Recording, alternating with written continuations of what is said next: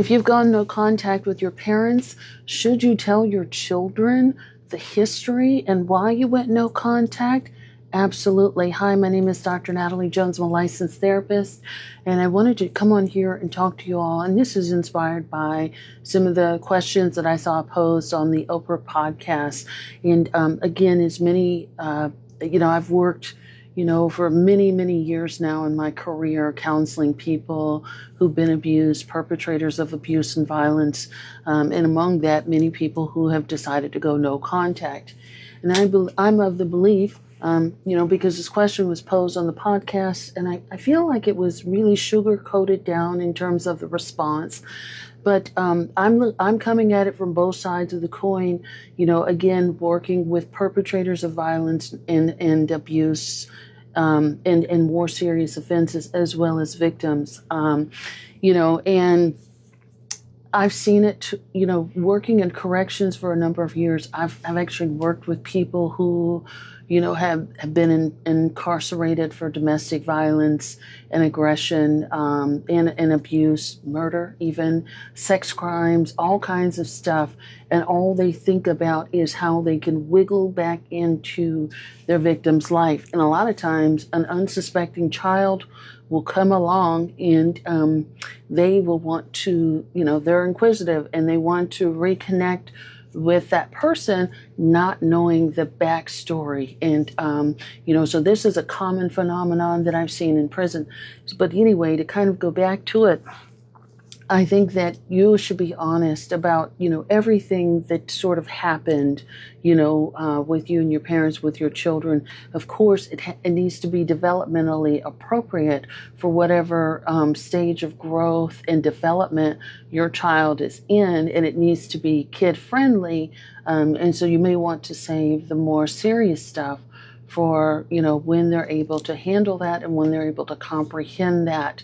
But I definitely think you want to build a foundation which is honest with your child about why you're no longer in contact, because they're going to see that when they go to school, and parents and grandparents and all that kind of good stuff show up for certain things, so that they're going to be naturally inquisitive. But I think you should be honest with your child about it. You should also not feel obligated to open the door for your child, in particular where there are safety concerns. So, for example, a situation that I've encountered many times is where, a child may have been sexually abused or molested by a parent. And so, of course, they've gone no contact, right? And then there can be some guilt. Usually that's pressure from extended family members to like, okay, well, your mom or your dad is cleaned up now. They don't do that anymore. Don't you think your child should know their grandparents and blah, blah, blah. You don't want to do that to them. And, there could be all sorts of things, or even physically abusive or emotionally or verbally or whatever the case may be. And I don't think you should feel pressured to open that door, because you know, and you are aware of the abuse that took place, and so you have to do what's right to protect your child and yourself's best interest. And not only that, it might even be a child abuse report.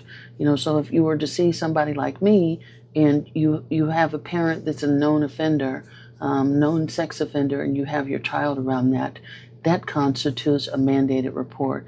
And I've always educated people about this. So all sorts of phenomenons can happen and develop, but I do think that you should be transparent with your child when it's developmentally appropriate. You also want to protect your child from potentially harmful people. I'm of the belief too that you don't have your children around people that don't like you on the offset, that they are going to, people that don't like you or that hold grudges against you, or people that have mistreated you, they may abuse the next thing that's closest to you as soon as they have access. So those are just some short thoughts that I had about that. Hope that helps. Thanks so much.